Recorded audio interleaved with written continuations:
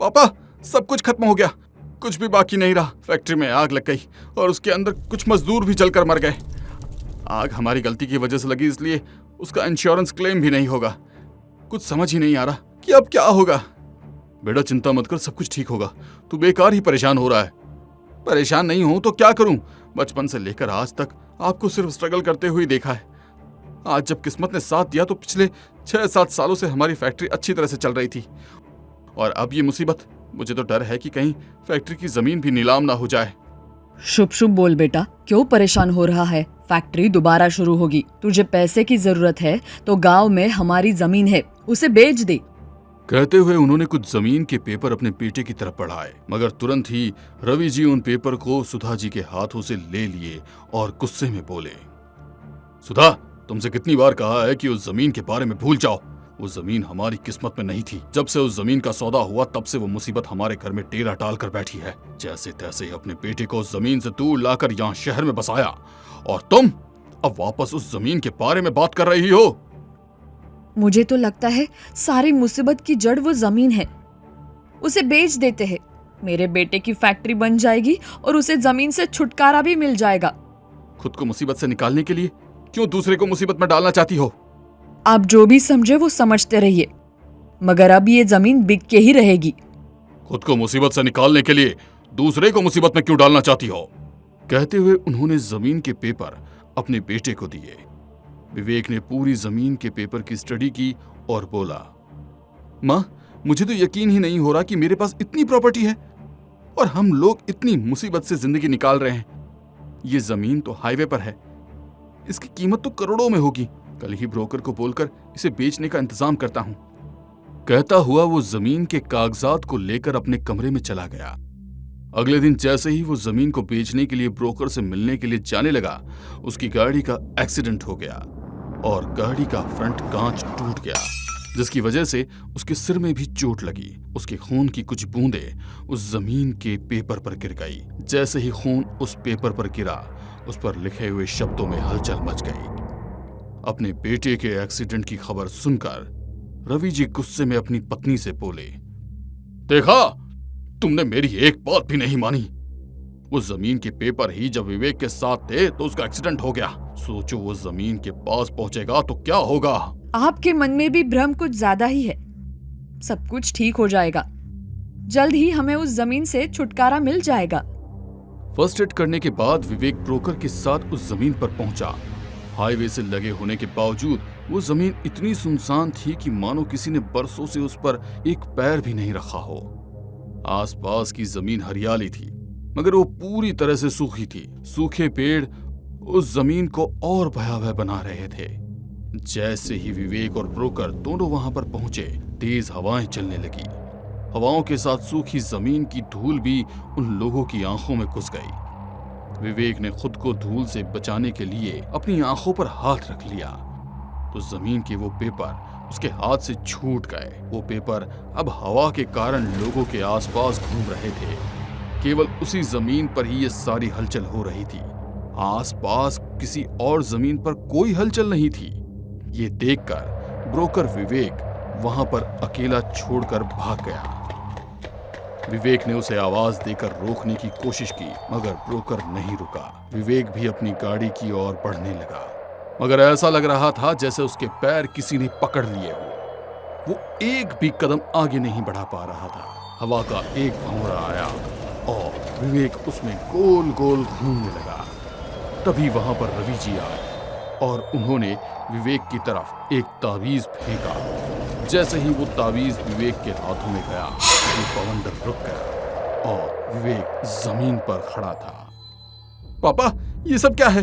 अभी जो कुछ मैंने देखा वो कुछ भी समझ में नहीं आ रहा है। बेटा, कहते हैं कि जमीन को श्राप मिला हुआ है। राजा महाराजाओं के जमाने में यहाँ पर लोगों को सजा के तौर पर जिंदा पल पल तड़पने के लिए छोड़ दिया जाता था। उन्हें भोजन पानी तक नहीं देते थे और उनके ऊपर छोटे छोटे कीड़े छोड़ दिए जाते थे। इसलिए उन लोगों की मौत की वजह से इस जगह को श्राप मिला है। ये कभी भी पल्लवित नहीं होगी और ना ही इसका स्वामी कभी फल फूल पाएगा। तुम्हारी तरह मैं भी इस बात को नहीं मानता था, मगर अब देखो तुम्हें यकीन हो गया है ना? ऐसे ही जमीन ने मुझे भी एहसास कराया था। भूल जाओ बेटा कि हमारे पास कभी ये जमीन थी भी। चलो चलो यहाँ से। पापा, आपकी बात सुनने के बाद तो मुझे इस जमीन से और भी ज्यादा लगाव हो गया है। यहाँ पर कई ऐसे लोगों की आत्मा भटक रही होगी जिन्होंने कभी कोई बुरा कर्म किया होगा, मगर राजा महाराजाओं की मर्जी के कारण उन्हें बुरी मौत की सजा मिली। अब मैं उन सभी आत्माओं की शांति के लिए कुछ ना कुछ करना चाहता हूँ। उन आत्माओं की शांति के लिए हम क्या कर सकते हैं वो तो बनारस जाकर ही पता चलेगा। मैं आज ही गुरुजी से बात कर लूंगा। विवेक तुरंत बनारस के लिए निकलने ही वाला था कि रास्ते में उसकी मुलाकात गुरुजी से हो गई। गुरुजी, अचानक से आप यहाँ कैसे? बेटा, तुम्हारी कुंडली के हिसाब से वर्तमान का समय तुम्हारे लिए बहुत ही कष्टप्रद है। जैसे ही मुझे इस बात का ज्ञान हुआ, मैं तुरंत तुम्हारे कष्टों से मुक्ति के लिए यहाँ आ गया। हम लोग कल ही तुम्हारी कुंडली के दोषों की शांति के लिए विशेष पूजा करेंगे। बहुत बहुत धन्यवाद गुरुजी। क्या आपने मुझे अपना समझकर इतनी दूर तक आने का कष्ट किया? मगर मेरे कासन के पहले तो आपको किसी और के कष्ट का निवारण करना होगा। किसके कष्टों की बात कर रहे हो बेटा? गुरुजी के पूछने पर विवेक और रवि ने शुरू से लेकर आज तक की सारी कहानी सुना दी। बेटा, वर्ष पुरानी भटकती हुई आत्मा को उस जगह से मुक्ति दिलाना थोड़ा असंभव सा है, मगर तुम्हारा मन है तो हम ये काम जरूर करेंगे। सबसे पहले हमें उन सभी का विधिवत अंतिम संस्कार करना होगा। उसके बाद उनकी आत्माओं की शांति के लिए विशेष पूजा। मगर जिस हिसाब से तुम लोग बता रहे हो वो आत्माएं हिंसक है, अपना अंतिम संस्कार नहीं होने देंगे। शायद ईश्वर की प्रेरणा से ही आप यहाँ तक आए हैं। गुरुजी कुछ देर तक ज्ञान की मुद्रा में बैठे रहे, फिर उन्होंने आंखें खोलकर बताया, उन सब लोगों की मौत वहीं हुई है तो उन लोगों की हड्डियां उस जमीन के भीतर ही दफन है। मगर वहाँ से उन लोगों के कंकाल निकालते वक्त वो आत्माएं हमें बहुत परेशान कर सकती हैं। इसलिए पहले विशेष साधना से हम लोग हमारी सुरक्षा का प्रबंध करेंगे। कहते हुए गुरुजी ने तुरंत एक विशेष पूजा का आयोजन किया। उसे पूजा के बाद उन्होंने एक अभिमंत्रित कलावा रवि और विवेक के हाथों में बांध दिया। इस सुरक्षा धागे के बाद अब वो तुम्हारा कुछ भी नहीं बिगाड़ पाएंगे, मगर अब तुम्हें ही वहां पर खुदाई करके उन सब के कंकाल को निकालना होगा और फिर उसका अंतिम संस्कार करना होगा। अगर इस पूरे कार्य को अंजाम देने के लिए तुम्हारे पास केवल 24 घंटे का वक्त है, इसलिए दिन और रात बिना रुके तुम लोगों को काम करना पड़ेगा। गुरुजी की बात सुनकर विवेक ने रवि की तरफ देखा और रवि ने हाँ में गर्दन हिलाई। रवि और विवेक उस जमीन पर पहुंचकर वहां खुदाई करने लगे, मगर जैसे ही उन्होंने खुदाई चालू की, आत्माएं वहां पर आसपास भटकने लगी और उन लोगों को परेशान करने लगी। मगर उन लोगों के पास सुरक्षा कवच था, इसलिए आत्माएं उन लोगों का कुछ भी नहीं बिगाड़ पा रही थी। वे लोग लगातार खुदाई कर रहे थे। देखते ही देखते वहां हड्डियों का ढेर लग गया, मगर कभी भी बहुत काम बाकी था।